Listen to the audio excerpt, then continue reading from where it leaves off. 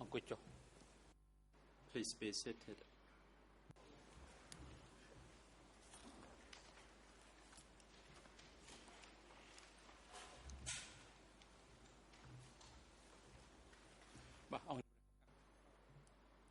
The court is now back in session, and for this afternoon, as the UT Council Sawan is busy, he will be replaced by another duty counsel, Mr. Mom Suthir.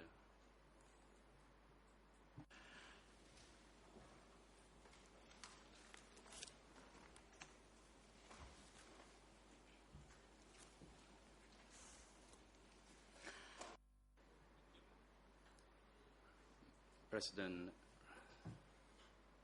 Mr. Pichim, the Chamber, thank you for answering the questions put to you by the parties and the bench. You have tried to respond to the questions so far, and I have some questions that I'd like to get clarification from you. This morning, before the break time, you said Tram Kok district was named as a model district in the Red Flag magazines. It was one of the 3 districts which were the model districts during the Democratic Cambodia regime.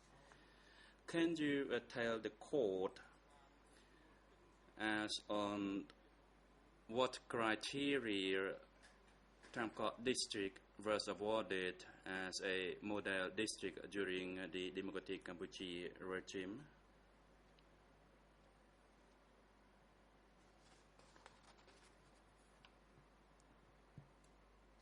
Witness.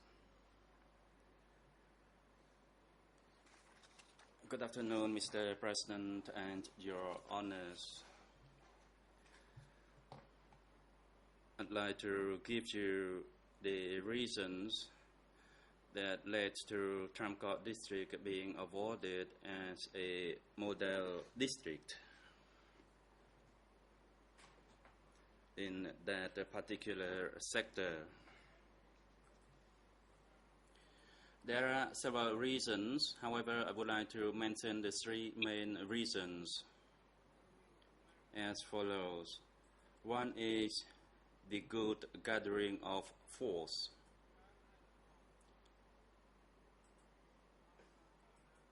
And as it lent itself to the force of the revolution in terms of the popular force and the force in the army, as well as that in the rank of the cadres.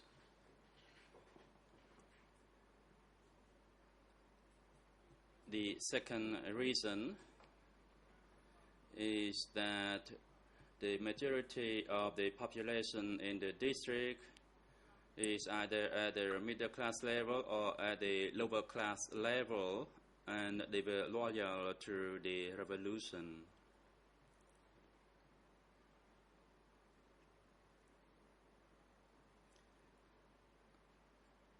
And that was one of the main reasons. And the third reason is the economic factor.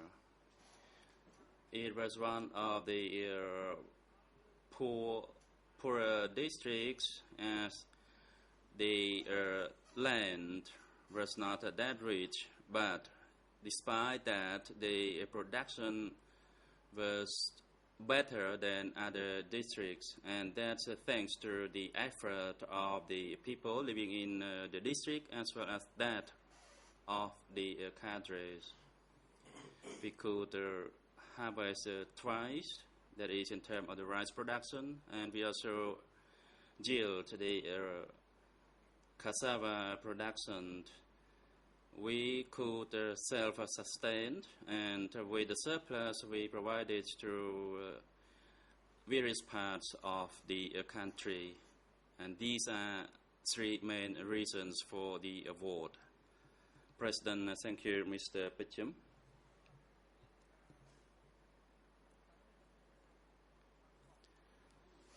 And in the entire Tramco district, what was the principle of food distribution?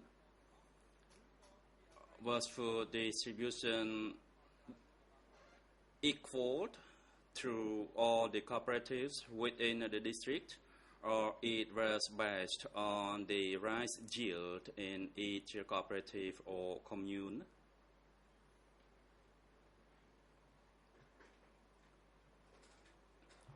Answer. The principle of rice distribution was the same, that is 3 cans of rice, and each can was meant for 3 people. And after the entire country was liberated, each can was for 6 people, and that applies to both the people who had lived in the liberated zone as well as those who had been liberated from the colonial side.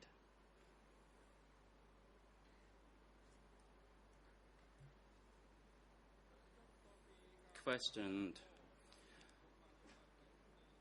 After the establishment of the cooperative and after the district received the award based on the 3 main reasons as you mentioned, that is, it was a district with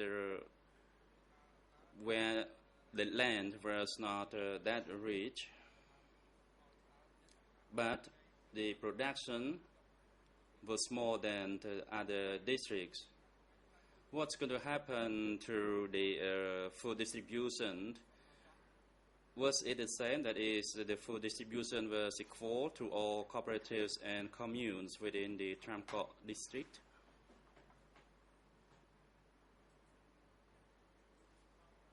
Answer. The food ration was the same. We review the rice that we had for each commune, and if they required a bit further, a bit more, then we would provide a bit more to the needed commune, and it applied across all the communes within the district.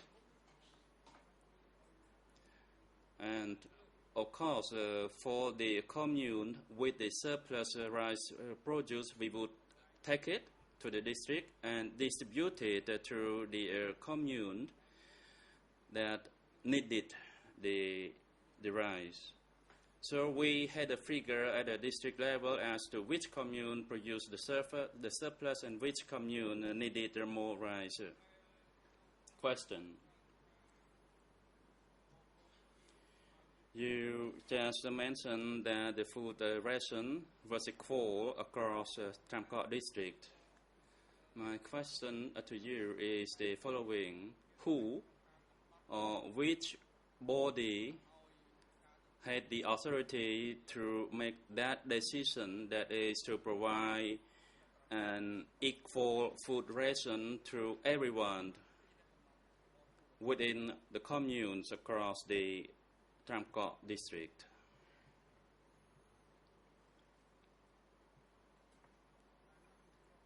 Answer. In fact, the decision arrived from the discussion by the district committee, and then we sought approval from the sector level. So we discussed among the district committee based on the practical needs, and with the advice from the sector, we proceeded with that distribution. President, thank you. In your response to the question put to you by the lead co-lawyer, you mentioned that there were 25,000 hectares of farmed land, and that each hectare produced 3 tons per hectare, and that in some areas you could harvest twice. Am I correct in summing up this statement? That is your response to the political lawyer question this morning? Answer, yes, that is correct. Question, and based on that response, in the early phase of the harvest season, people were given cooked rice, and later on they were supplemented with potato, and further on people were given gruel, and you said it was a thick gruel, but some other witnesses said the gruel was rather watery at the time. And my question to you, if your statement is correct, that is you had 25,000 hectares of farmland and that you produce 3 tons of rice per hectare, and that the district was awarded as a model district, why the food ration changed from better to worse? That is, from cooked rice to cooked rice with potato and later to gruel. What was the reason for this degradation? Answer.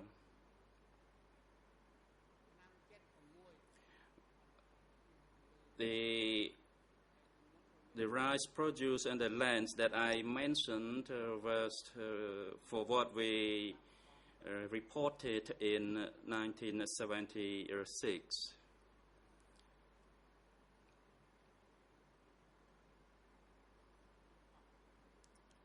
That is all, Mr. President. Question.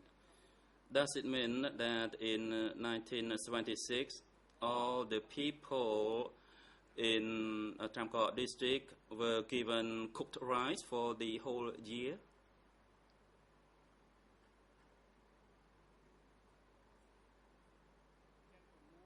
Answer. People were given cooked rice starting from 1976, then 77, and so on. And if some communes did not have enough rice, then the commune itself had to find supplementary food for the people. But in general, people were given cooked rice to eat to their field. Question. Based on your experience as you were at one point an interim district secretary as well as a member of the district committee, was there any surplus of rice produce at any year during the regime and that it was sent to the center? Answer, yes, there was. But I cannot recall as to the number of the rice produce that was sent to the center. Usually we sent them husked rice. In fact, we provided not only to the center but to other sectors who sought help from us. And usually we would send them a truckload or 2 truckloads of the rice surplus to them. So we will distribute and share with them whatever we had in the surplus. Question. I put that question to you because several witnesses and civil parties alleged that the food was not sufficient. And for that reason, they resorted to stealing food. And not only the adults who stole food, but the children also stole food. Subsequently, they were arrested and tortured. And we want to have a clarification on this issue. Question. What reason do you have to show to the chamber that from 1976, people in your district was given cooked rice to eat to their field.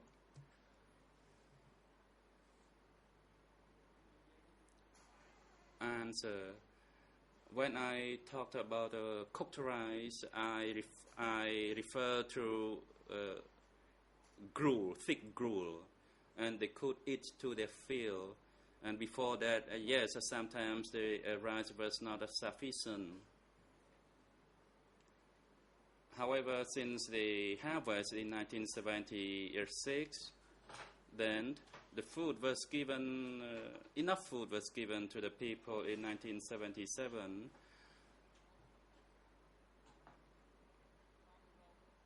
And I would say the food ration given to the people there was reasonable enough. And there would be a day in each month special food was prepared for the people. And that happened in every cooperative. It means they prepare dessert for the people to eat. There were all kinds of cakes, cooked rice, khmer noodle, etc.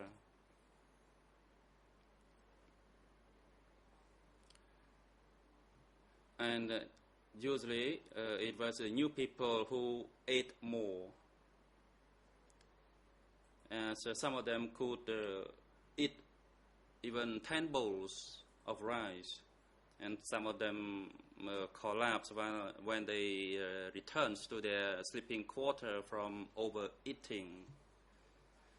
Then the person was helped, and that person became conscious. President, thank you, and I have 2 more questions to you.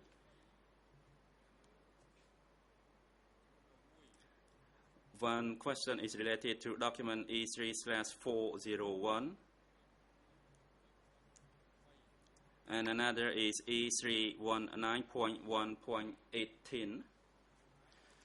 And the section that I wish to bring to your attention has been highlighted on the hard copy, and you will be given this document by the court officer.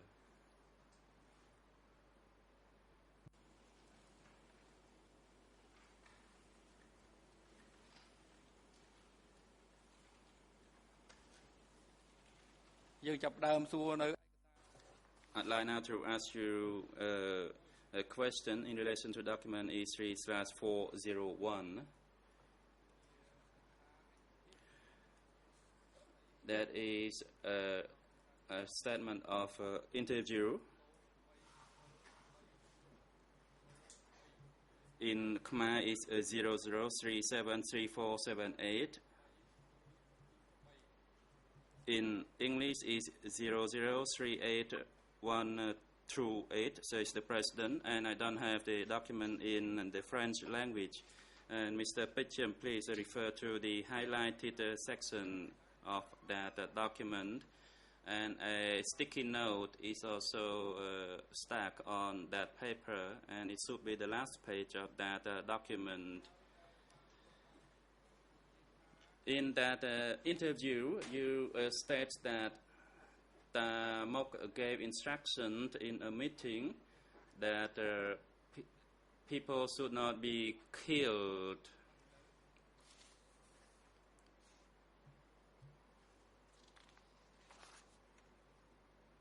Can you find that highlighted part of the document that is your previous interview?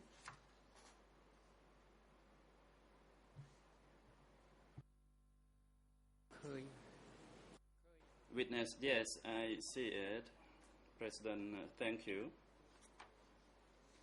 I will ask some questions to you in relation to this. Can you recall as to when Tamok gave that instruction?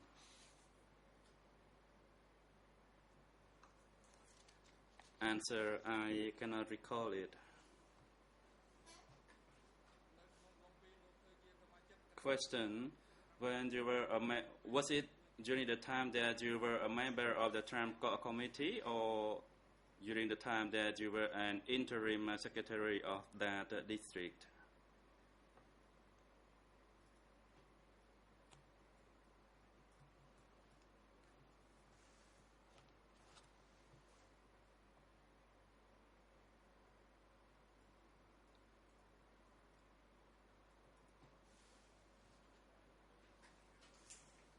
Answer.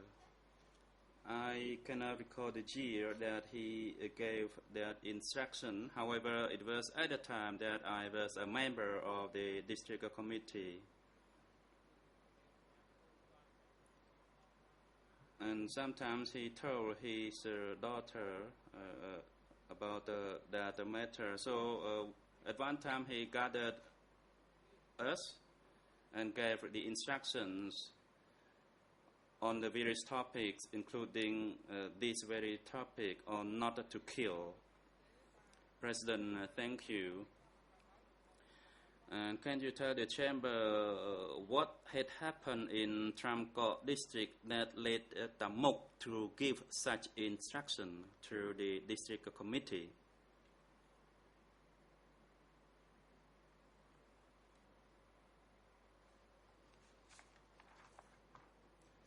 And allow me to give you an example. Immediately after 1970, and here I refer to 1972, whoever joined the enemy would later on disappear.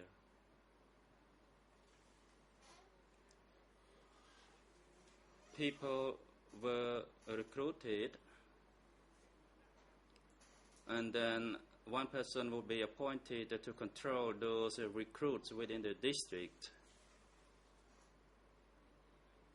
But the subordinates did not, President, interrupt. The chamber does not wish to hear about the events that happened prior to 1975. Can you state the same thing or similar thing as to what happened after 17 April 1975? Answer. Yes, after 1975, he came and he convened a meeting and he gave similar instructions to that effect. Question. And what did you observe as to what had happened that led to the Moka giving such instructions?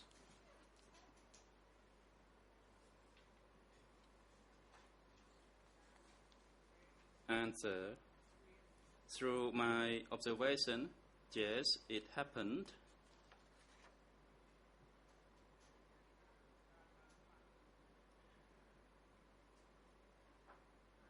Things happened and it impacted the lives of the people living in the district, and in fact, it was the conflict between soldiers and soldiers.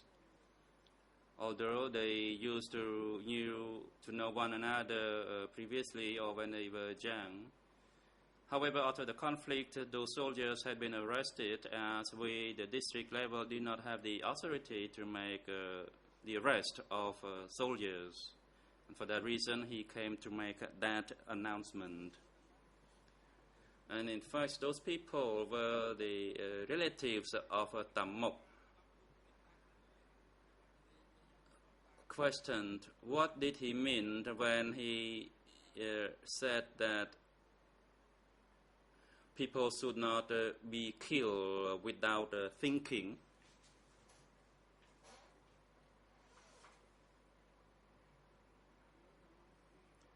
Answer. It could mean he referred to the revenge between those people. And there was no intervention, and Niew at the commune level did not intervene as well. President, thank you. As the time is running out, I now move on to another document, that is another interview, document E319.1.18 in the Khmer language, the EAN ending with 08. and the English language ends with ERN 89.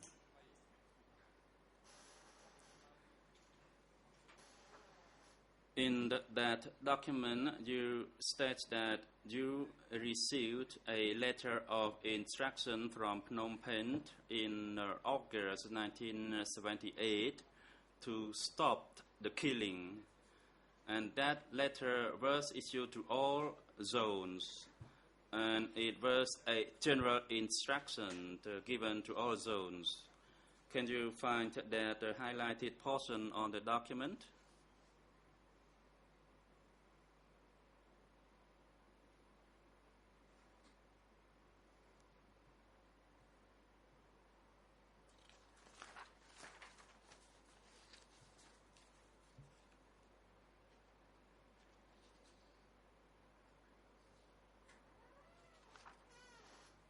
Witness, yes, I located.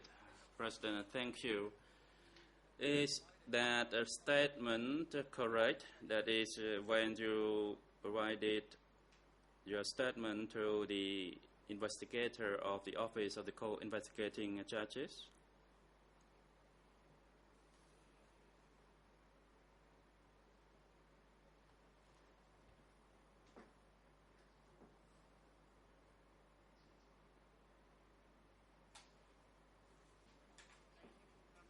Answer, yes, that statement is correct. President, then this is my last question. How did you receive that instruction? When and where did you receive it? Answer, I received that order or instruction from Mr. Kai Pok at the Central Zone. Question, and when did you receive that instruction?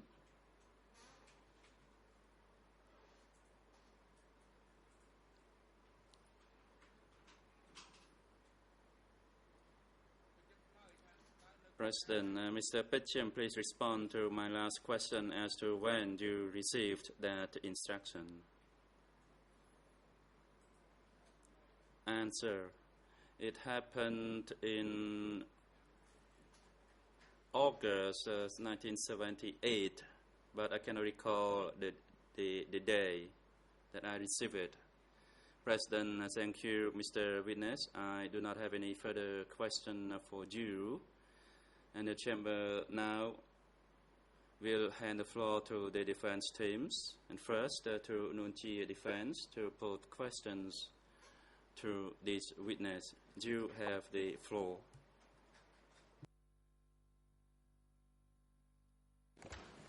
Thank you, Mr. President. Your Honours, Council. Good afternoon, Mr. Pekchim. My name is Victor Koppe. I am the international co-lawyer for Nuon Chea, and I have some questions to ask to you. Let me start with following up some questions asked by the President just now. And that is a question in relation to the food situation in Tram Kok. Do you know whether there was any policy or any implementation of a policy in the communes to make a distinction in terms of food ration between 17 April people and base people?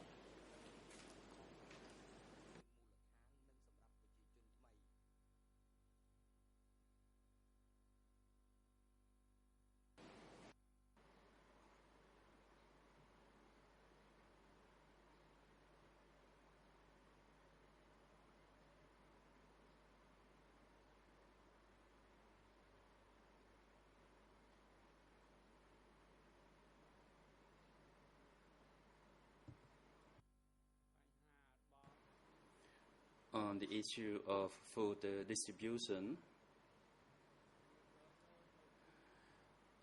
the food ration was the same for everyone, the district would set the instruction to the commune, and the commune would implement that instruction. And in principle, it means that 1 can of rice was for 3 people.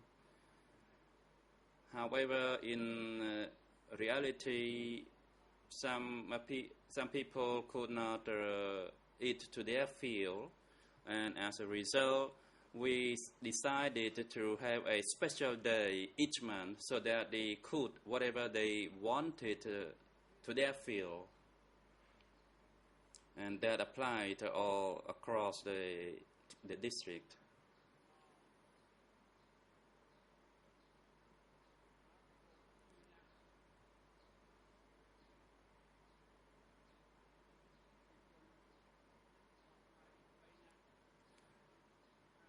And in some instances, in some cooperative, it might happen that 1 can of rice was for 2 batches of people, while 1 can of rice was determined for 3 new people.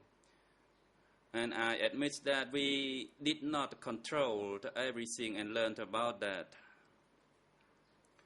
as that happened in certain cooperatives within the district.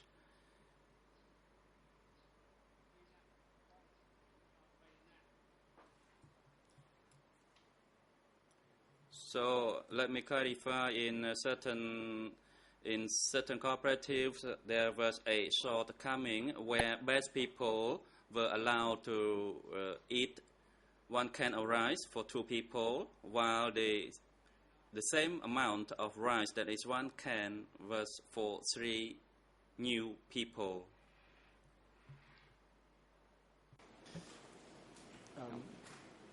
But what you're describing are these incidents, things that happen sometimes and were in principle against the policy being that everybody should have the same food ration.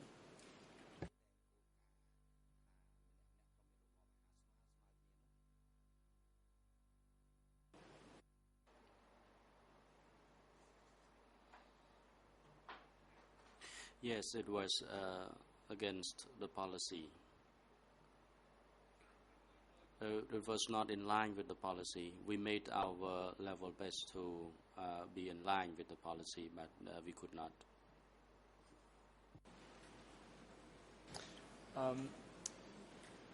You lived in Tram Kok district, I believe, or Takeo province also before 1970, before you joined the revolution.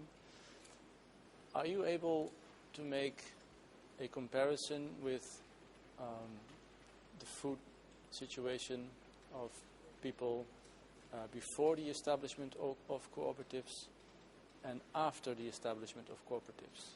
In other words, did the food situation get better because of the cooperatives?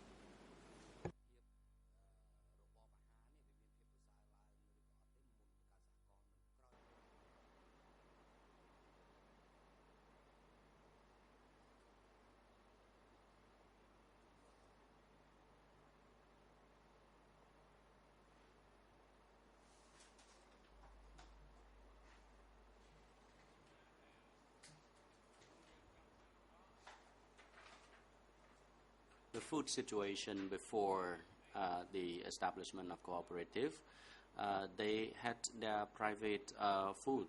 In other words, they would be on their own, so there was enough food.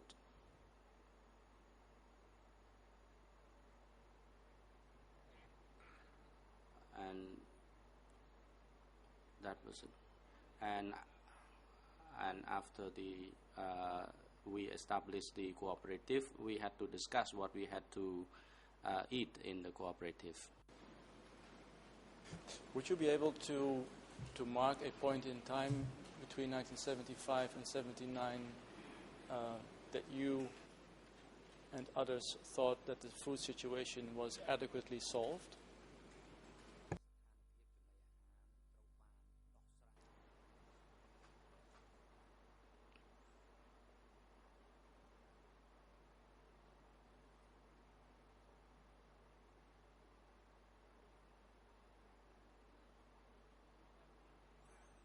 before 1975.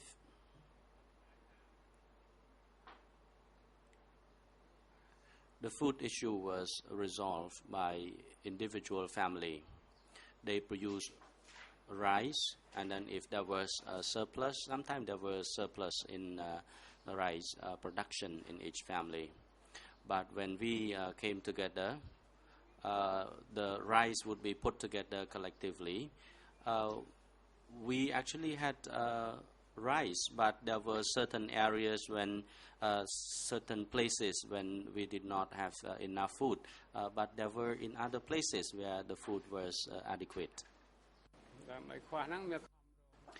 And whenever there was a shortage of food, they had to do farming. They had to try to produce more rice in order to be sufficient. If somebody, let's say 1975, 1976, was caught stealing cassave or other fruits which belong to the collective, what would happen to this person? Was it considered a light offense or was it considered a serious offense?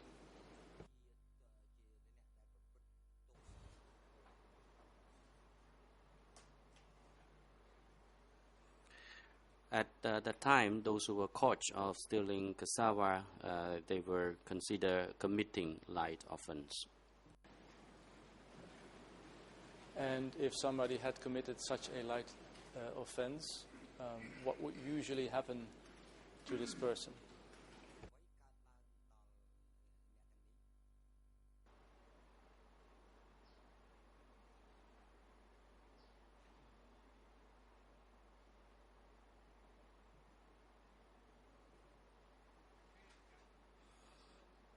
In that case, we only reprimanded that person, and they asked them to come for advice. They were not admitted to any school for re-education, but we only asked them to come, and we provided advice to them in order to avoid that. And we asked them not to be frightened.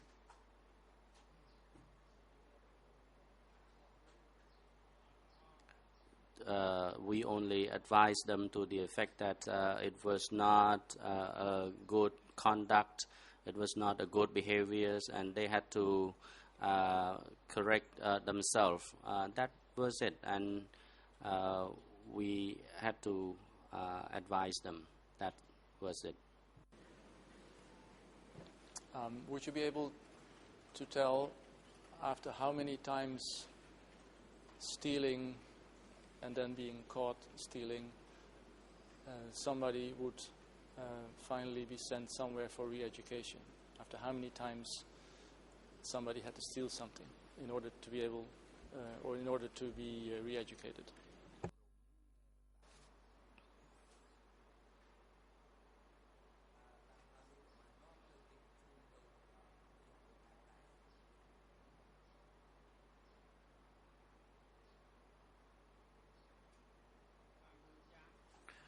To my recollection,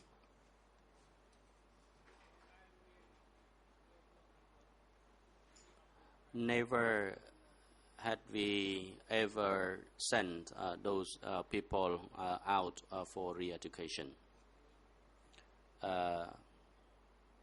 In the cases of stealing such a small thing. Do you know of any instances in which somebody was executed, killed for stealing things like cassave or other fruits?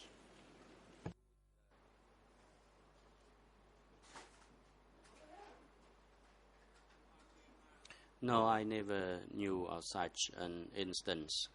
I had never encountered such an instance of execution of those who were found stealing such a small thing. In terms of comparing, Did this ever happen, for instance, in the central zone at the rubber plantation when somebody was caught stealing? Did this person get executed for this?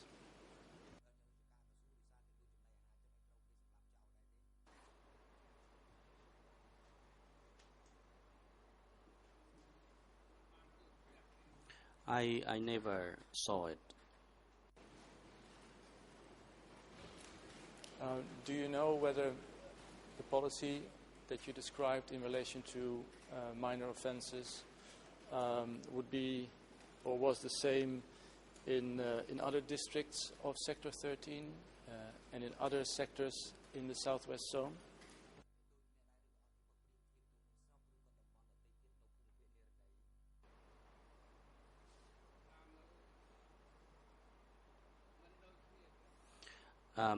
In my understanding, it would be different because at our place, the approach in our leadership was to facilitate, coordinate the situation, but it varied from one zone to another. And as for the sanction, it also varied from one place to another. As for the minor offenses, for example, stealing or drinking, it was not as serious as the criminal offenses or the killing, but it varies actually from one zone to another. My last question in relation to food. Would you be able to tell us something about whether the goal of 3 tons per hectare, rice per hectare, whether that was a realistic goal, whether that was in fact a goal that could be realistically achieved?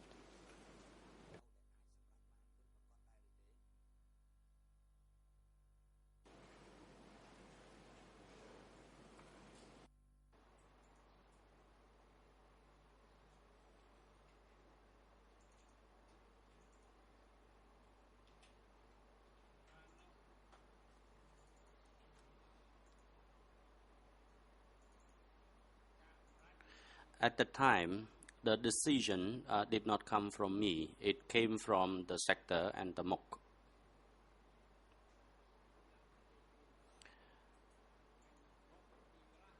Among all the participants in the meeting, I actually raised an idea that we could not meet this target. Probably 2.5 would be realistic. But they said, well, let's try to achieve 3 tons per hectare, and that we should include, we should count in the cassava produced as well. And what would be the consequences if within a district this goal wasn't achieved? Would there be serious consequences for the people who were responsible for this, or not at all?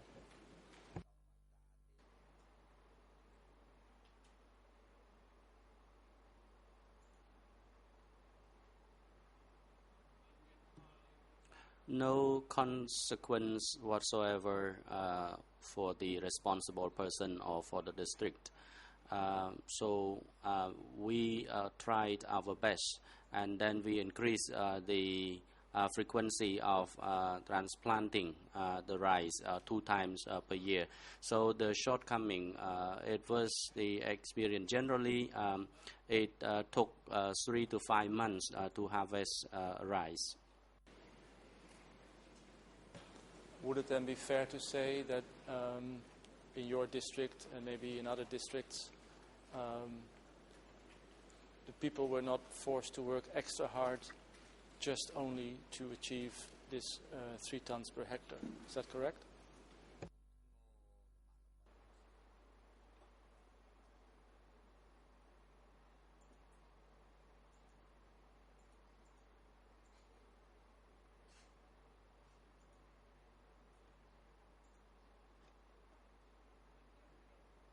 That was not correct.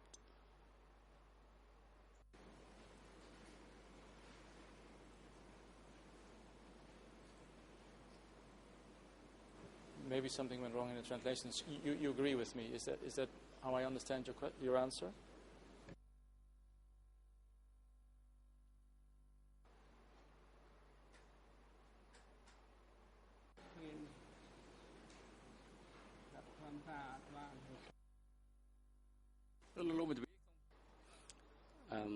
The President, Council, please put your question again to the witness, because it appears that the witness does not catch your question very well.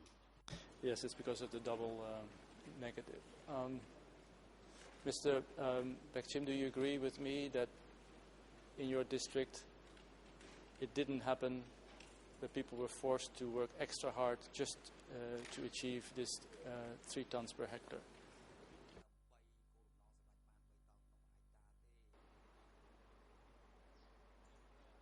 Yes, I do agree with you. Now I would like to move to another topic, and that is education. I understand that you yourself, before you joined the Maquis, had been a teacher in Takeo province. Is that correct? No. That's correct. Would you be able to tell us how long you have worked as a teacher?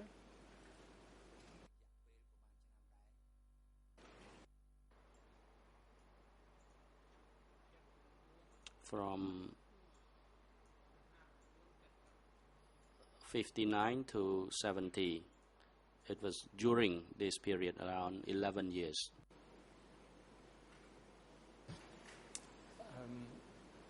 What can you tell us about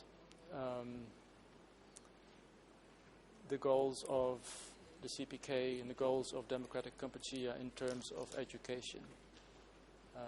What was Democratic Kampuchea set to achieve in terms of education? Could you tell us in general terms what the goals were?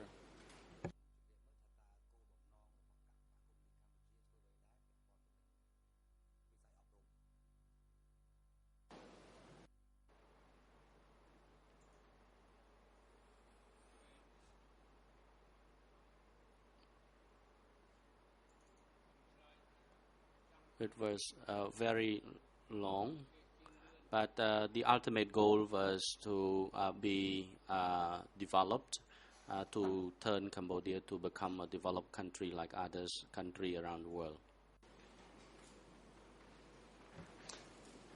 I'll be more concrete. Was it the intention within your district to, after the liberation, to have schools to educate children, to have primary schools, secondary schools, etc.?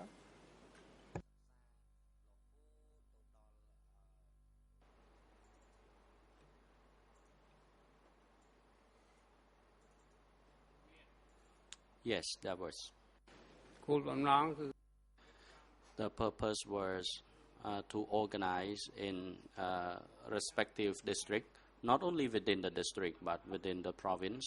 And the overall idea is that across the country there were primary school, secondary school, and even tertiary education in order to develop our country. ខ្លាំងពូកែ To become a developed and prosperous country. នេះសំណូមពរ That was the ultimate purpose that we all desired. And could you make a comparison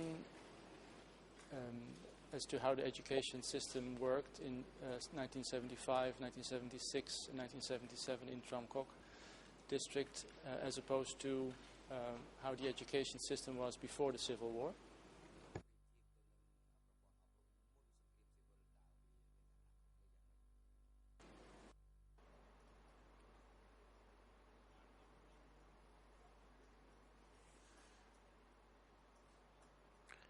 The education system in Tram Kok district in 1971, 1972, all the way to 1975, in comparison with the time preceding that, Before, there were a lot of schools springing up in the country, but later on, there was no school because it was during the war time. We could not construct a school, so we only recruited teachers to teach children. We only had teachers teaching children in the village. That was the situation at that time. It was due to the circumstance at the time. And after April 75, what did District 105 do in terms of building schools?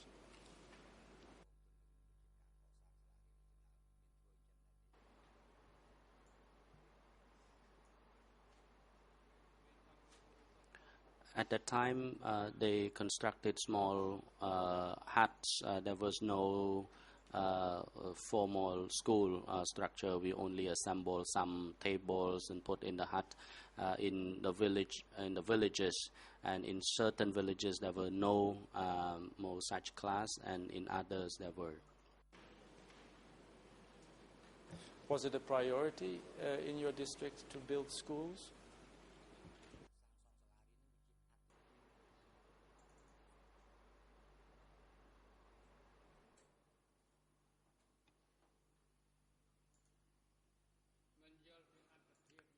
I do not understand the word priority. You said the school was the priority, and I do not understand what you mean by priority. Was it an ambition of your district to build as many schools as possible?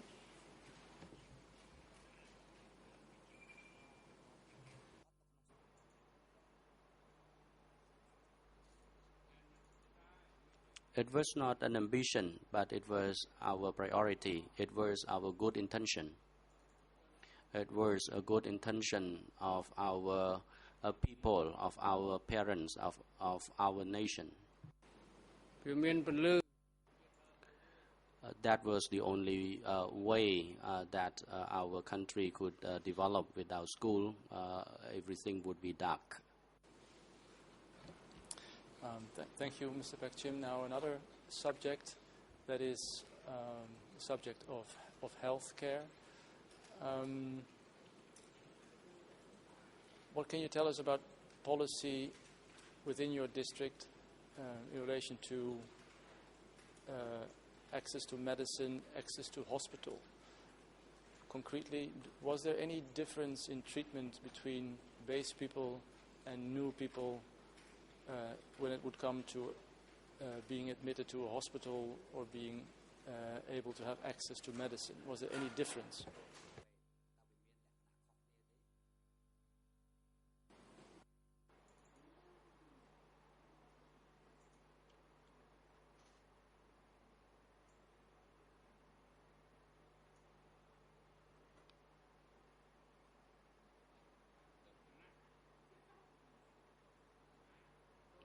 In my view, it was divided and it was supplied with this service equally.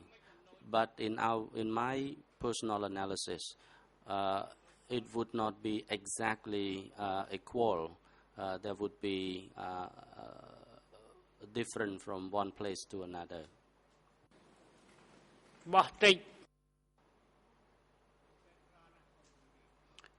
For medicine, it was sufficient. We did not actually accept the medical supply from international aid.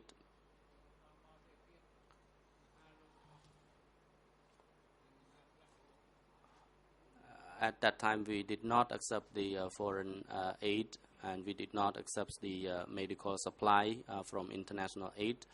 Because it was at the time they implemented the Grape Lead Forward.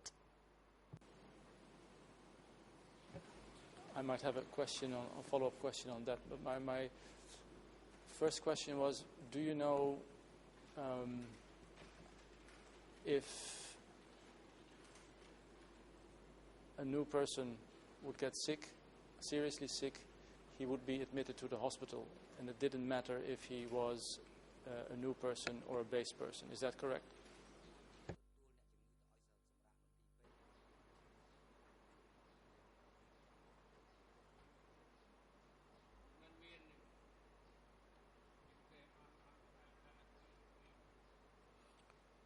There wasn't any. There were only those who were sick.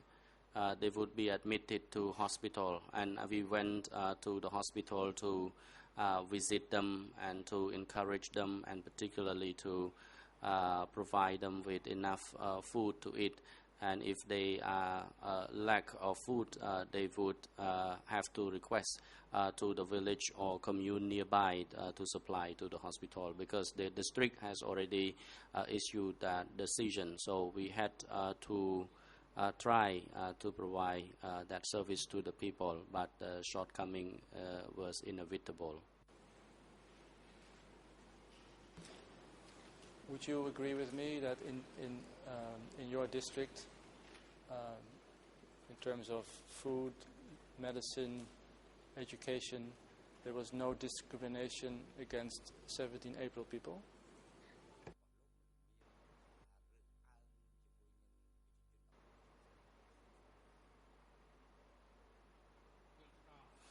I do agree with you. Thank you, Mr. Pekchim. I would like to turn to another topic, if that's all right with you. Do you know or do you remember whether there was a big meeting in May 1975 in Phnom Penh where all cadres, both military and civilian, were invited to discuss the way forward? A big meeting between, I believe, 20 and 24 May 1975 in Phnom Penh.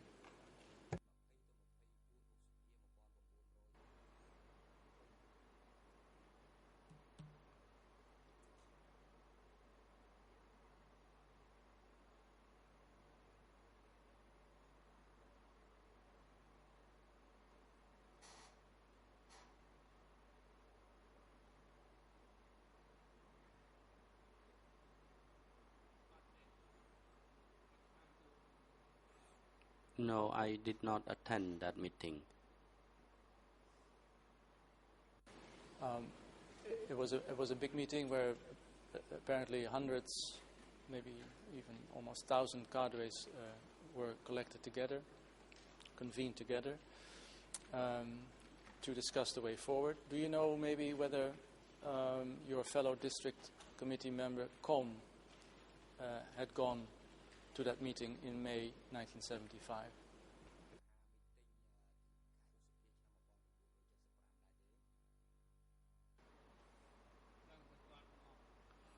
I know that the cadres at the district level came to attend the meeting.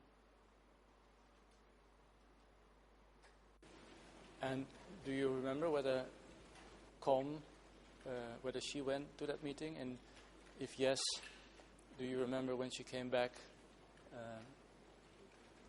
what she reported to you and the other members of the district committee?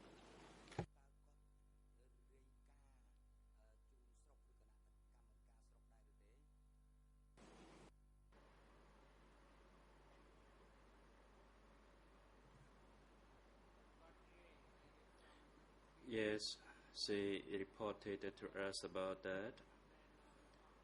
She actually organized a session where she explained to us about what she learned, and that happened for one morning session. I realize it's a long time ago, Mr. Pekchim, but do you remember which news or which reports she brought with her after this meeting in May 1975? What did she tell you and the others?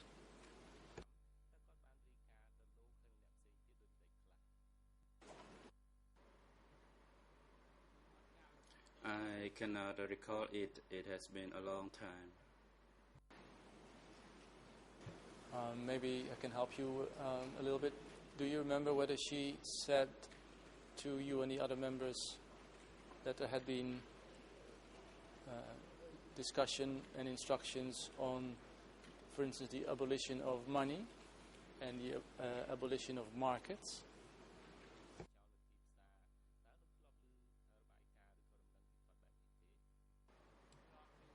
Yes, I recall that. I recall about the abolition of money and market. What do you remember she reporting on this?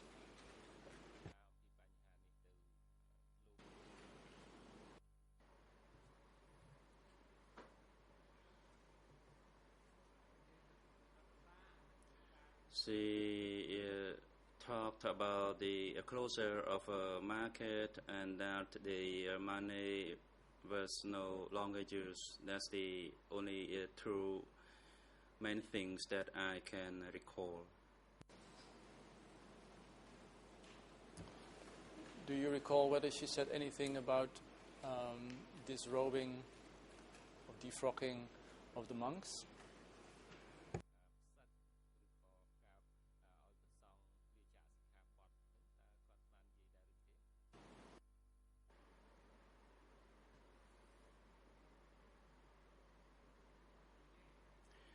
Yes, she actually spoke about that subject, but I cannot recall as to her whether she was telling us at that time or it was on another occasion. And each commune implemented that guideline.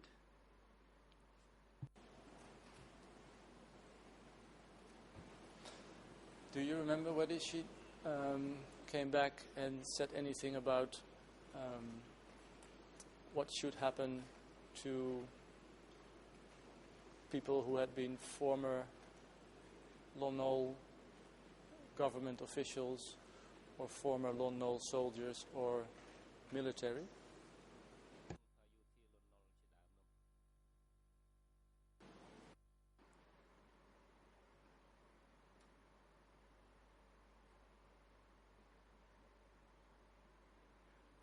No, I cannot recall it. Mr. Pekchim, do you know somebody who used to be a high-ranking Eastern Zone cadre called Heng Samrin?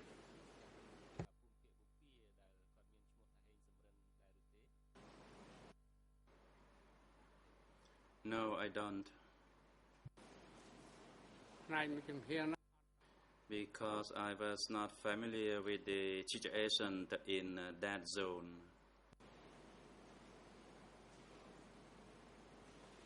If I just ask you, do you know who Heng Samrin is? Would you be able to tell us?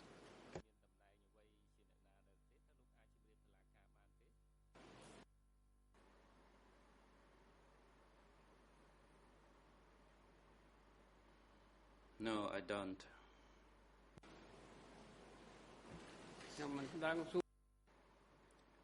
I don't know anything about that. And if you were to ask me about the Kai Pok, I did not know for sure what exact position he held, or that he led a division or what.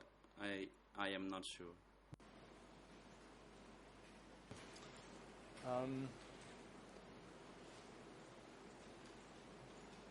Do you remember, maybe if I can try to refresh your memory, whether Kom, when she came back, said something to the effect that people who had belonged to the former Lon Nol regime should be put out of the framework, should be scattered rather than killed?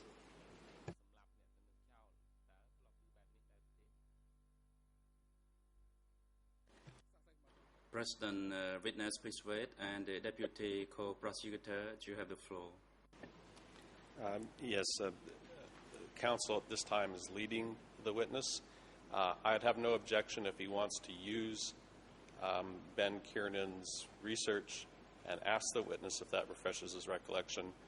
That would involve, as he did yesterday, both the 3 or 4 people who said that the policy, the instruction was to smash the two, and then the contrary view that he was mentioning. But if he wants to use that evidence, that's fine, but I don't think he should be leading the witness with one interpretation.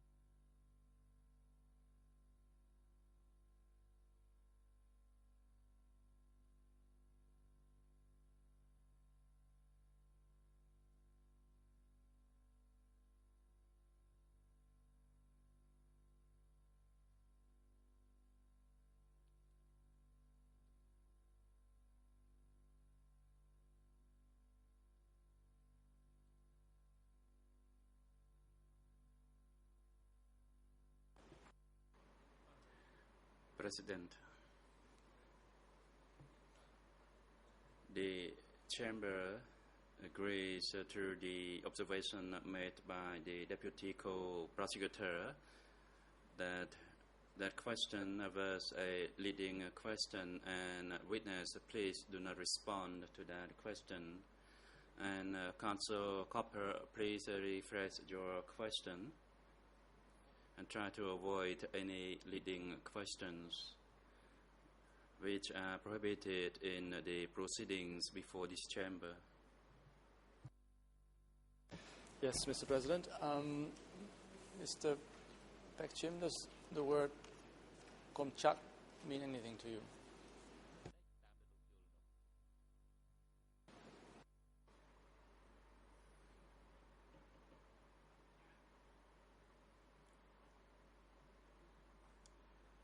The word Kamchat means to take out or to remove.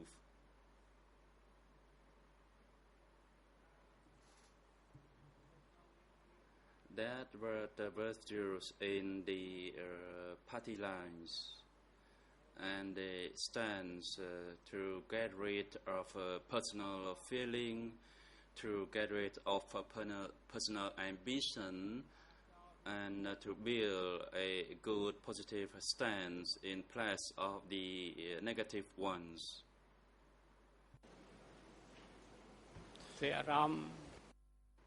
And that also refers to the feeling of being capitalists or being officials of the previous regime.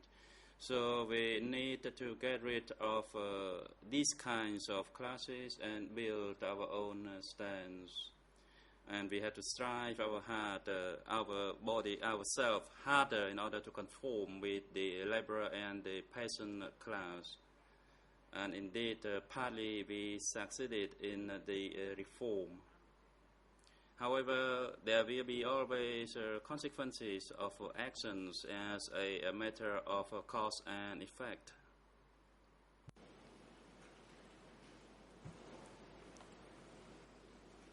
The explanation that you just gave about the word Komchat, was that a policy to be implemented to people who had worked for the former Lon Nol regime?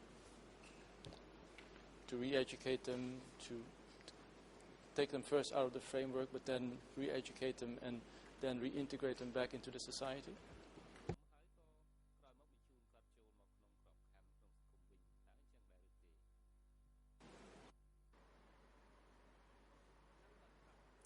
Yes, that is also correct. They had to refashion themselves in order to conform themselves to the society and to get rid of their personal negatives. From the beginning, they did have some negative aspects amongst themselves, and they had to get rid of that. That was another meaning of that word. And Mr. back to him, was that the policy in District 105 when it comes to the treatment of former Lonol officials and former Lonol military, to comchat them?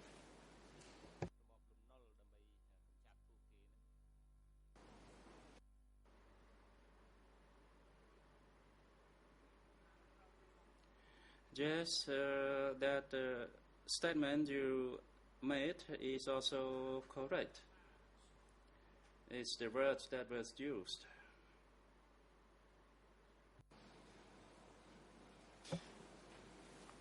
And very concretely, do you remember com or sound using the word comchat when it comes to the treatment of former Lonol officials?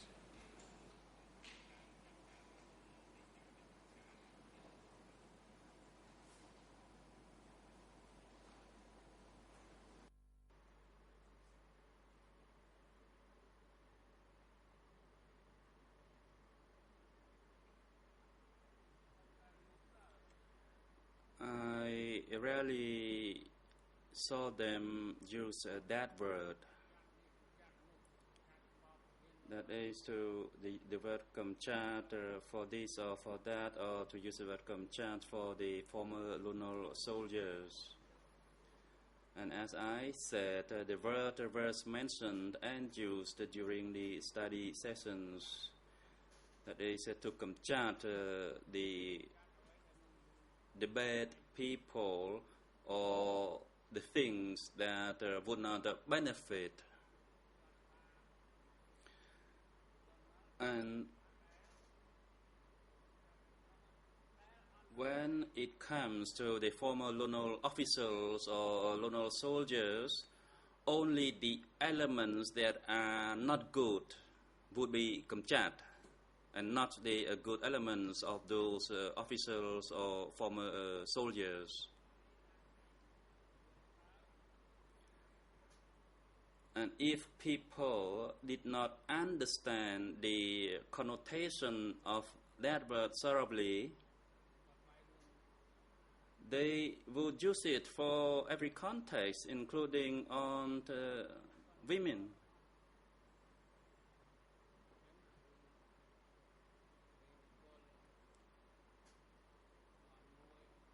And that is similar to what we say, that to use a whole bunch of lemongrass just for cooking a chicken, which was not necessary. And probably that's what you and everybody sees. Everyone trusted and had the confidence in the party.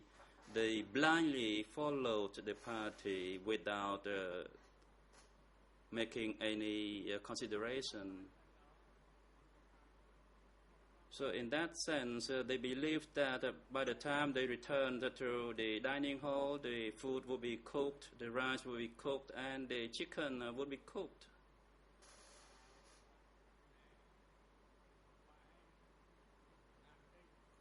And that they believed the party would allow them to rest a little bit after the lunch. But in the end, maybe because of the true confidence without considering the facts that led to the demise of the party.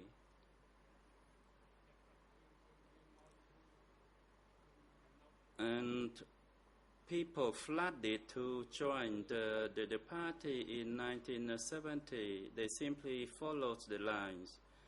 And only the few people at the top of the party were intellectuals. President, thank you, the council and the witness. We take a break now and resume at 3 o'clock. And court officer, please assist the witness in the waiting room for witnesses and civil parties, and have him return together with the Judicial Council at 3 o'clock. The court is now in recess.